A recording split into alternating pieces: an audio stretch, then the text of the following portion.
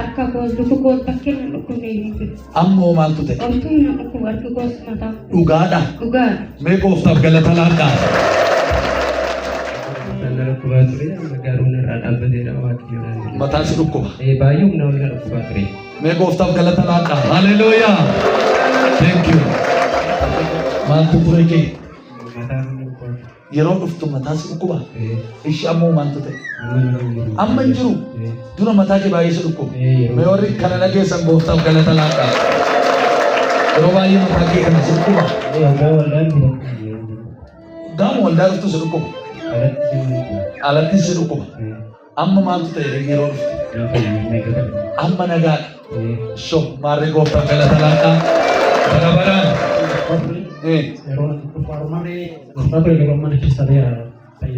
Amma sokkeera sirraa. Dura baay'ee si dhukkuba. Mee gooftaaf galata laadhaa.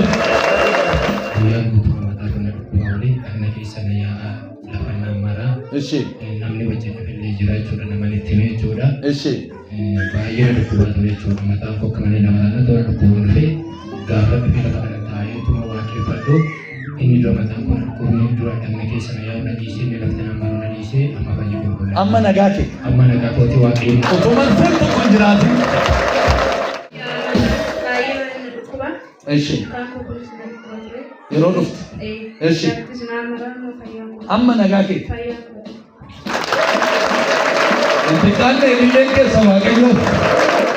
Nanti nanti keessa na yaa'u waggaa dhaqee na hundee na jibbisiisee ogummaa dhufee faarfatee narraa ca'ee ijoollee nanti keessa na yaa'u na jibbisiisa waan na godhu wallaalee mucaa kubaa bibbitee mucaa kubaa kan gara faalitti qabee mucaa jiraatu waggaa keessa taa'u dhabee ofii yaa'u ani keessa na yaa'u waan amma bitee xiqqootu waa fuuldura qabee. Amma monjuu.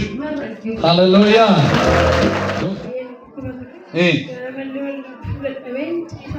Ganama ciisaa turte. Uffattee kaateetu waldaa dhufu gaafattu si dhukkubnaan ol deebitee rafte. Amma iyyuu achi kaate. Mataa akkas qabatteetti.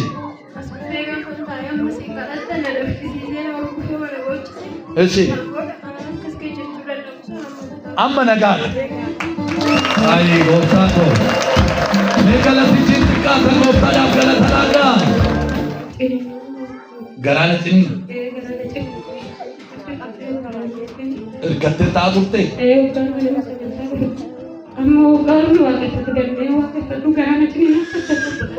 Yeroo waaqeffannaa iyyuu garaa si cimina ture.